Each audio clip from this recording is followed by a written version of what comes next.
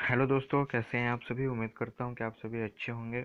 तो दोस्तों, हम यूजीसी नेट की तैयारी कर रहे हैं और इसमें हम इकाई 9 निबंध पढ़ रहे हैं, जिसमें हमने शिव शंभू के चिट्ठी निबंध को प्रारंभ किया था और जिसके 2 भाग हम पढ़ चुके हैं। यदि आपने अब तक भाग पहला और भाग दूसरा नहीं पढ़ा है तो आपको डिस्क्रिप्शन में लिंक मिल जाएगी, आप वहाँ से पढ़ सकते हैं। आज हम शिव शंभू के चिट्ठी का तीसरा भाग लेकर उपस्थित हैं, जिसका नाम है वायसराय का कर्तव्य। तो दोस्तों, जल्दी से सर के चैनल को सब्सक्राइब कर लीजिए और बेल आइकन को प्रेस कर लीजिए, जिससे आपको नई वीडियोस की अपडेट फटाफट से मिलती रहे। तो चलिए आज की पढ़ाई शुरू करते हैं। शिव शंभू के चिट्ठे भाग तीसरा, वायसराय का कर्तव्य। माय माय लॉर्ड, आपने इस देश में फिर पदार्पण किया, इससे यह भूमि कृतार्थ हुई।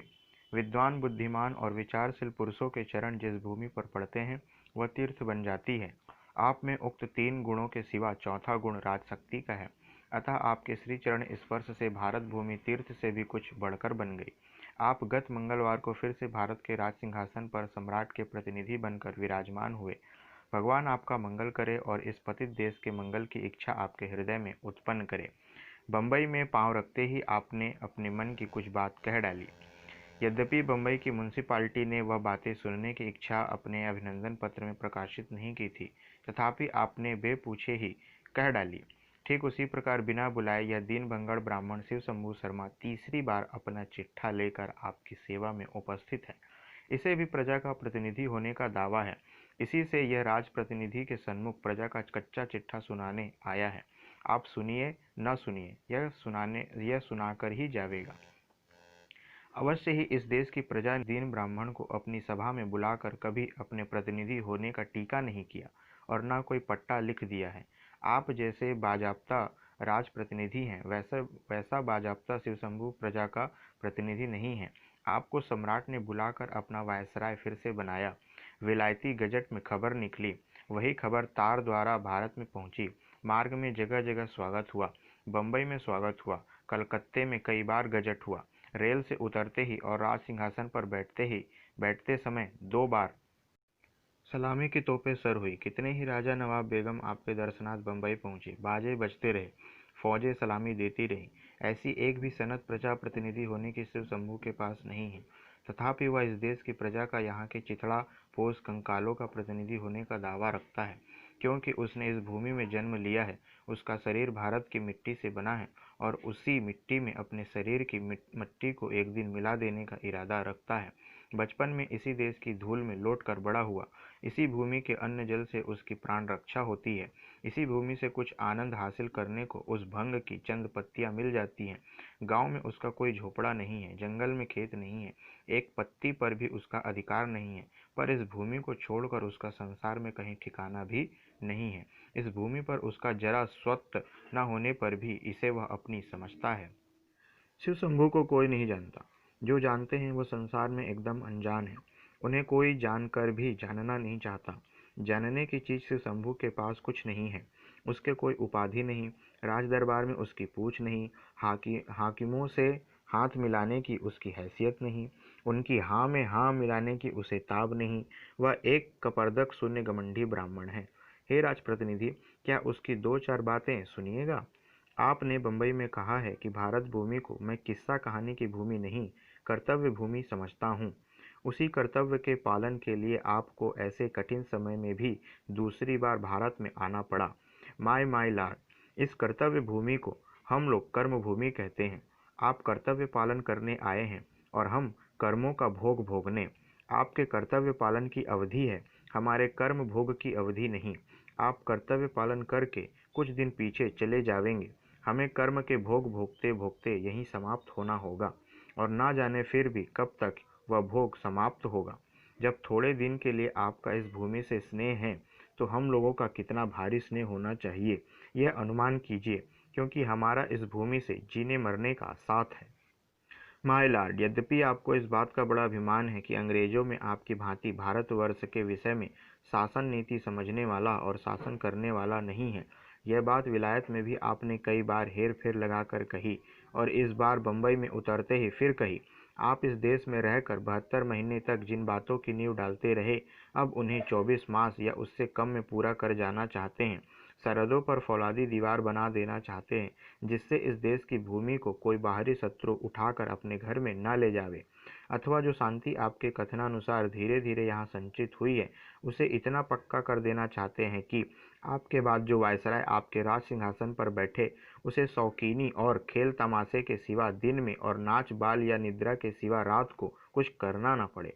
पर सच जानिए कि आपने इस देश को कुछ नहीं समझा, खाली समझने की सेखी में रहे, और आशा नहीं कि इन अगले महीनों में भी कुछ समझें। किंतु इस देश ने आपको खूब समझ लिया है और अधिक समझने की जरूरत नहीं रही। यद्यपि आप कहते हैं कि यह कहानी का देश नहीं, कर्तव्य का देश है, तथापि यहाँ की प्रजा ने समझ लिया है कि आपका कर्तव्य ही कहानी है। एक बड़ा सुंदर मेल हुआ था, अर्थात आप बड़े घमंडी शासक हैं और यहाँ की प्रजा के लोग भी बड़े भारी घमंडी। पर कठिनाई इसी बात की है कि दोनों का घमंड दो तरह का है। आपको जिन बातों का घमंड है, उन पर यहाँ के लोग हंस पड़ते हैं। यहाँ के लोगों का जो घमंड है, उसे आप समझते नहीं और शायद समझेंगे भी नहीं। जिन आडंबरों को करके आप अपने मन में बहुत प्रसन्न होते हैं, या यह समझ बैठते हैं कि बड़ा कर्तव्य पालन किया, वह इस देश की प्रजा की दृष्टि में कुछ भी नहीं है। वह इतने आडंबर देख सुन चुकी और कल्पना कर चुकी है कि और किसी आडंबर का असर उस पर नहीं हो सकता। आप सरहद को लोहे की दीवार से मजबूत करते हैं। यहाँ की प्रजा ने पढ़ा है कि एक राजा ने पृथ्वी को काबू में करके स्वर्ग में सीढ़ी लगानी चाहिए थी। आप और लॉर्ड किचनर मिलकर जो फौलादी दीवार बनाते हैं, उससे बहुत मजबूत एक दीवार लॉर्ड कैनिंग बना गए थे। आपने भी बम्बई की स्पीच में कैनिंग का नाम लिया है। आज 76 साल हो गए, वह दीवार अटल अचल खड़ी हुई है। वह स्वर्गीय महारानी का घोषणा पत्र है, जो 1 नवंबर 1858 ईस्वी को कैनिंग महोदय ने सुनाया था। वही भारतवर्ष के लिए फौलादी दीवार है। वही दीवार भारत की रक्षा करती है।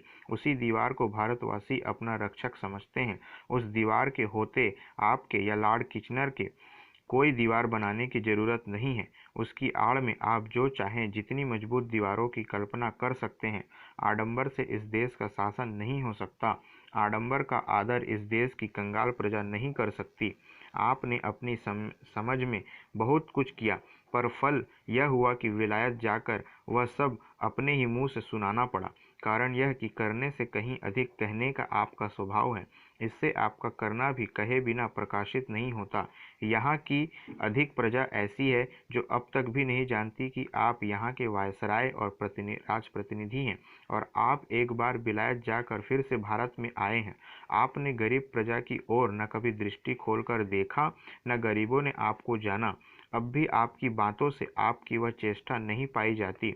इससे स्मरण रहे कि जब अपने पद को त्याग कर आप फिर स्वदेश में जावेंगे, तो चाहे आपको अपने कितने ही गुण कीर्तन करने का अवसर मिले, यह तो कभी न कह सकेंगे कि कभी भारत की प्रजा का मन भी आप अपने हाथ में किया था।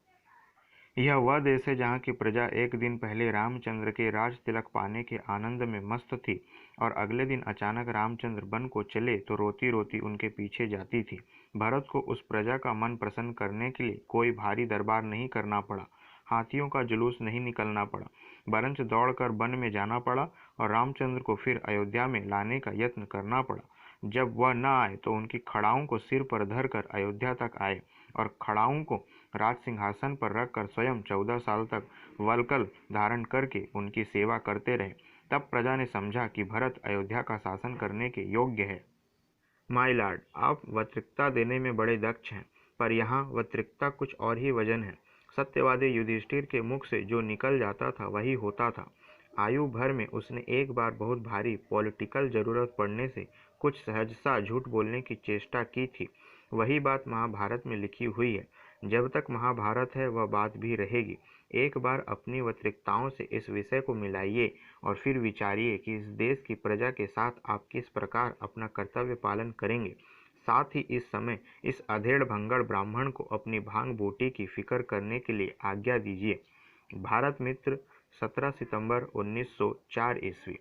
तो मित्रों, शिव शंभू के चिट्ठे का भाग 3 वायसराय का कर्तव्य यहीं पर समाप्त होता है। यदि आपके कोई सवाल हों तो कमेंट करके अवश्य पूछें। वीडियो को लाइक करें, शेयर करें, चैनल को सब्सक्राइब करें। आज के लिए इतना ही। अगली वीडियो में आपसे पुनः भेंट होगी। तब तक के लिए धन्यवाद। जय हिंद।